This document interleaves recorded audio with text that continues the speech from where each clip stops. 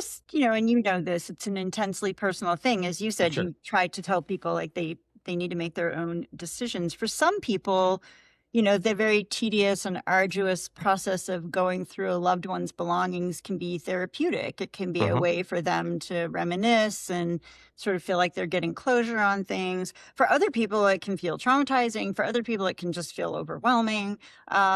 But again, going back to this idea that the grief-stricken brain is compromised, it's not really operating at full capacity. I think it's hard for people to evaluate their options. And I think that's where professionals like you or some of the people that you work with or even therapists can be helpful, because we can sort of slow the person down and be like, let's really break this down. And I would really encourage, if you're working with somebody in this situation, write it down, because they're going to need to go back to it and reread it because the brain isn't clocking everything, right? Like, here are the three options, right? Like, do it yourself, hire this company or whatever, map it all out, the pros, the cons. And try to walk them through it in as concrete a way as you can. And again, write it all down, because they're not going to absorb all of it because of this, issue of cognitive load. They're going to need to go back to it a few times to really think it through.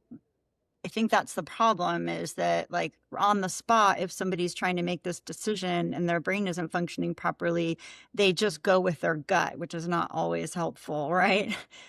So you kind of have to scaffold them a little bit by like making the pros and cons list with them, and, having them review it, write it down, set a date to go back and rediscuss it in a day or two, ask them to reflect on it.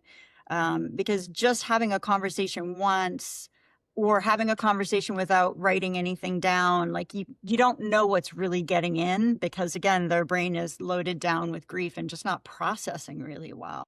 Actually, I find that really helpful, and I'm going to actually take your advice on that. I have things on my website. I have, I definitely try. My approach is not like it's not a transactional approach with these people, right? So it is more of a consultative kind of approach, and that's why even on my website, I have a little scheduler, and it's like I try to make it like really low friction, like no obligation, and I mean it. I mean, and I even put in there, I go, even if you met me and you want to do business right there, we will schedule another talk about that, right? So this is just, it's like a strategy call. It's